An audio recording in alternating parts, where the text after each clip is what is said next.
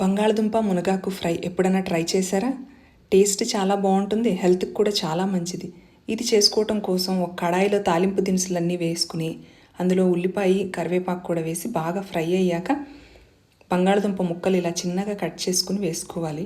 బంగాళదుంపలు half cook అయినాక మునగాకుని శుభ్రంగా కడిగి కట్ చేసుకుని ఒక పెద్ద కప్పు నిండా తీసుకుని వేసుకుని రెండింటిని కలిపి ఒక 5 to 10 minutes కుక్ చేస్తే కనుక మనకి బంగాళదుంప అలాగే మునగాకు ఫ్రై అయిపోతాయి.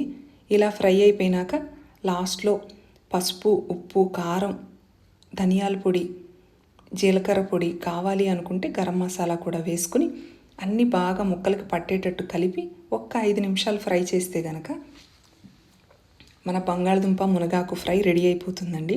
ఫుల్ రెసిపీ కావాలి అంటే నా ఛానల్ని విజిట్ చేయండి. మీకు ఈ వీడియో నచ్చినట్లయితే లైక్ చేయండి, షేర్ చేయండి, సబ్స్క్రైబ్ చేసుకోండి. Thank you.